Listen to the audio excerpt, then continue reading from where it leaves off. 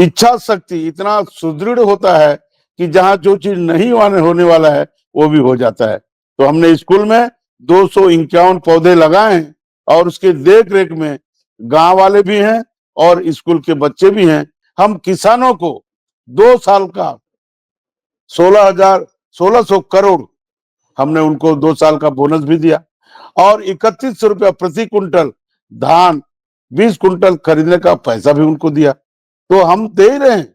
विष्णुदेव सरकार में जो काम हुए हैं पिछले 5 साल में, जो पूर्ववर्ती सरकार के काम नहीं हुए उतने काम हम 1.5 साल में किए हैं।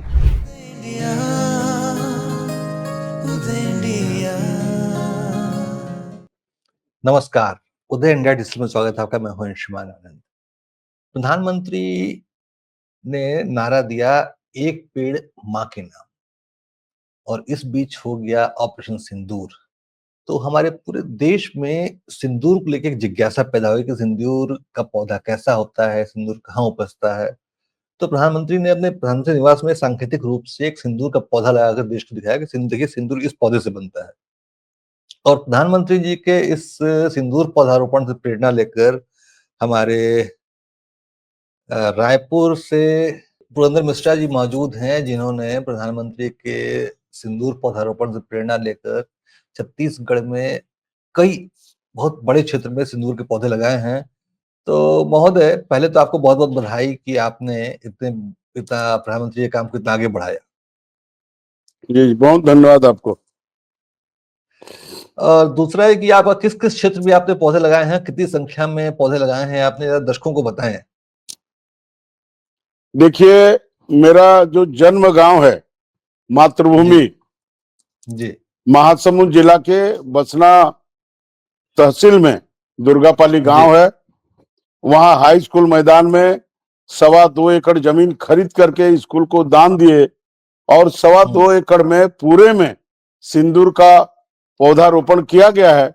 और हर ग्रामीणों द्वारा, हर सच्चे नागरिक द्वारा, जो भारत भूमि का नमन करते हुए अपने शहीदों को 22 अप्रैल को हुए पहलगांव के शहीदों को, जिन्होंने आतंकवादियों ने उन 28 लोगों को गोली मार के हत्या कर दी, उनके सम्मान में उनको श्रद्धांजलि देने के लिए हमने सिंदूर उद्यान बनाया है, जिसको कल माननीय मुख्यमंत्री जी, हमारे संगठन क्षेत्रीय संगठन महामंत्री जी, हमारे संगठन मंत्री जी, हमारे मंत्री टंकराम वर्मा जी, सब मिल करके इस उद्यान का, सिंदूर उद्यान का लोकार्पण किया गया है। और इसमें हमने 501 पौधा लगाने का निर्णय लिया है, परंतु स्कूल छोटा होने के कारण हम कल 251 पौधा आपने सिंदूर के पौधे लगा तो लिए, लेकिन आपने पर्यावरणीय तरीके से उसका अध्ययन किया है कि भाई आपके क्षेत्र में जहाँ पौधा लगा रहे हैं वहां सिंदूर के पौधे होते हैं, नहीं होते हैं, मतलब भविष्य में क्या होगा? बिल्कुल होते हैं, बिल्कुल होंगे, बिल्कुल होंगे। और कभी कभी अपने इच्छा शक्ति इतना सुदृढ़ होता है कि जहां जो चीज नहीं होने वाला है वो भी हो जाता है। तो हमने स्कूल में 251 पौधे लगाए हैं और उसके देख रेख में गांव वाले भी हैं और स्कूल के बच्चे भी हैं। मैं माननीय प्रधानमंत्री जी की सिंदूर स्ट्राइक को, इनका उसको जो बदला लेने का, पाकिस्तान के आतंकवादियों को हमले का सिंदूर ऑपरेशन सिंदूर किया, उसके सम्मान में, पहलगांव के शहीदों के सम्मान में, और हमने सिंदूर पार्क का लोकार्पण माननीय मुख्यमंत्री जी विष्णुदेव जी के साथ किया है। मैं माननीय नरेंद्र मोदी जी, प्रधानमंत्री जी को अभिनंदन करता हूं और उनको मेरे जन्म स्थल दुर्गापालिका सिंदूर उद्यान उनको समर्पित करता हूं और उन शहीदों को समर्पित करता हूं। बिल्कुल। शहीदों को तो नमन होना ही चाहिए, ऑपरेशन सिंदूर की याद की जानी चाहिए, लेकिन हम लगातार देख रहे हैं कि छत्तीसगढ़ में अभी हाल ही में एक बड़ी घटना हुई, भूपेश बघेल जी के बेटे की गिरफ्तारी हुई। क्या मामला था, कैसे हुआ ये सब? मुख्यमंत्री के बेटे की गिरफ्तारी बहुत बड़ी बात होती है। देखिए, पूर्ववर्ती सरकार 5 साल तक शराब घोटाले का कार्य किया, जिसमें 2000 करोड़ का ईडी के द्वारा उनको पकड़ा गया है, पर कुछ लिंक मिलने से ये गिरफ्तारियां हुई, और जो जैसा करेगा वैसा उसको दंड मिलेगा। ये प्रकृति का नियम है, ऊपर वाले का भी नियम है। लेकिन भूपेश बघेल जी बोल रहे हैं कि उन्होंने हरसुद में पेड़ काटने का विरोध किया था, इस वजह से उनको गिरफ्तार किया गया। इस आरोप में कितनी सच्चाई है? देखिए, ये जो अभी विरोध कर रहे हैं, पर उनके मुख्यमंत्रित्व काल में उन्हीं के अनुमति से पेड़ काटने का कार्य प्रारंभ हुआ था, पर सरकार में नहीं होने के कारण अपनी जो आदेश को वो पलट करके आज भारतीय जनता पार्टी की सरकार, विष्णुदेव साय की सरकार, मोदी जी की सरकार को बदनाम करने का एक कुचित प्रयास है। अच्छा महोदय, देखिए आप छत्तीसगढ़ की राजधानी से एमएलए हैं, वहां से आप सदन में पहुंचे हैं, आप उस क्षेत्र को देख रहे हैं।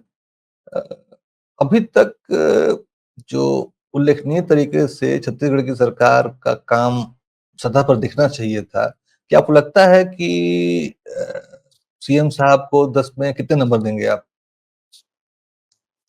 मैं सीएम साहब को 10 में 11 नंबर दूंगा, इसलिए कि उन्होंने शपथ लेते ही हम गरीब लोगों के लिए 18 लाख मकान का स्वीकृति किया, और जब तक स्वीकृति नहीं हो गया वो अपने निवास में नहीं गए, क्योंकि गरीब भाई का रहने का ठिकाना पहले हो फिर मैं जाऊंगा। महिलाओं को हमने 650 करोड़ रुपया हम महातारी वंदन का दे रहे हैं। इस संकट के समय भी हम उनका हर महीना 1000 रुपया देना बंद नहीं किए हैं, क्योंकि माताओं का, बहनों का हम दुर्गा स्वरूप मानते हैं, और उनका आशीर्वाद विष्णुदेव सरकार को मिला है, इसीलिए हम अच्छे से काम कर पा रहे हैं।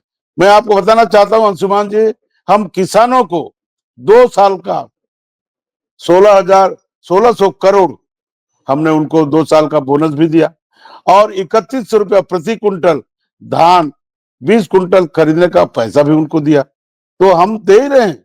विष्णुदेव सरकार में जो काम हुए हैं पिछले 5 साल में, जो पूर्ववर्ती सरकार के काम नहीं हुए, उतने काम हम 1.5 साल में किए हैं। इसके लिए माननीय विष्णुदेव साय को, उनके मंत्रिमंडल को धन्यवाद देकर अभिनंदन करता हूं। जी।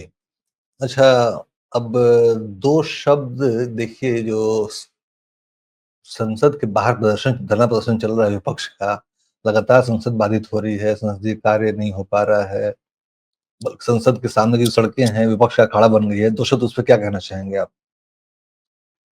देखिए, मैं तो विधानसभा में हूँ, रायपुर में हूँ, संसद में जो हो रहा है, लेकिन मैं जो देख पा रहा हूँ, जान पा रहा हूँ कि जो नेता प्रतिपक्ष राहुल गांधी जी हैं, वो अनर्गल के रूप से किसी भी बात को उठाते हैं, और चाहे कुछ हो चाहे न हो, उनका हल्ला गुल्ला करने का एक आदत सी पड़ गई है। भारत देश प्रगति कर रहा है, हम आर्थिक स्थिति में 10वें नंबर पे थे उनके कार्यकाल, उन लोगों के कार्यकाल में, परंतु मोदी जी के नेतृत्व में हम 4थे पायदान में पहुंच चुके हैं। तो इसलिए मैं माननीय मोदी जी का सोच, विजन, 500 साल तक राम मंदिर का निर्माण, मोदी जी के प्रधानमंत्री बनने के बाद राम मंदिर का निर्माण, और भारतवासी भगवान राम के भक्त हैं, इसलिए वो सब प्रसन्न है, और मोदी जी को आशीर्वाद दे रहे हैं कि ऐसा प्रधानमंत्री हमें मिला है जो देश को आगे ले जाए।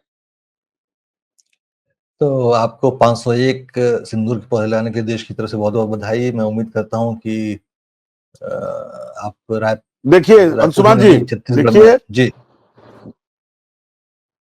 अंशुमान जी, 501 पौधा लगाने के कारण जब कल 201 पौधा हमने लगाया, और गोल्डन बुक वाले को पता चला, वो लोग पधारे और हमारे सिंदूर उद्यान को गोल्डन बुक में शामिल करते हुए हमको एक प्रमाण पत्र भी प्रदान किया। मैं आपको दिखाना चाहता हूँ। जी, बहुत खूब, सामने करें।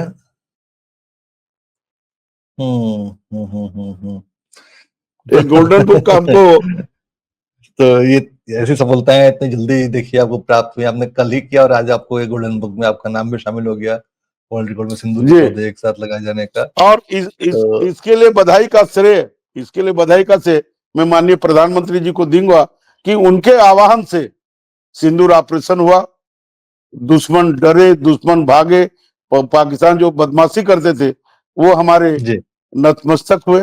और हम्म। उद्घाटन जो कि हमारे सहज सरल मुख्यमंत्री विष्णुदेव साय जी का आभार व्यक्त करता हूं कि दुरुस्त अंचल राजधानी रायपुर से 160 किलोमीटर हेलीकॉप्टर खराब होने के बाद उन्होंने सड़क मार्ग से जाकर के सिंदूर उद्यान का लोकार्पण किया। उसके लिए मैं उनको धन्यवाद करता हूं, अभिनंदन करता हूं। वास्तव में छत्तीसगढ़ जिस राज्य में जहां अक्सर नक्सली घटनाएं सुनने को आती हैं, वहां मुख्यमंत्री का इतना लंबा सफर तय करना सड़क मार्ग से एक बड़ी बात है। और मैं उम्मीद करता हूं कि ये यात्रा एक संकेत भी थी कि छत्तीसगढ़ भय मुक्त हो चुका है, नक्सल मुक्त हो चुका है और वहां पे विकास की बयार बह रही है। और हमारे विधायक महोदय ने भी शायद साहब को 10 में से 11 नंबर दिए हैं, यानी कि अद्भुत कार्य बताया है उनका। नहीं, लेकिन मैं मेरा उम्मीद उनको करता हूँ। नंबर देने का नहीं, स्टूडेंट तो मैं हूं, वो तो परीक्षक है, पर मैं उनको क्या दूंगा। लेकिन कार्य जो है छत्तीसगढ़ वासियों के लिए सहृदय स्वीकार वाले कार्य है और छत्तीसगढ़ की जनता खुश है। विपक्ष कुछ भी बोले उससे हमको कोई फर्क नहीं पड़ता। तो इसी नोट पर हम इस चर्चा को खत्म करते हैं और उम्मीद करते हैं कि आगे भी आप हमारे साथ ऐसे ही हमारा ज्ञानवर्धन करेंगे, हमारे दर्शकों के साथ जुड़ेंगे और उनको अपनी दिल की बातें बताएंगे। बहुत बहुत धन्यवाद।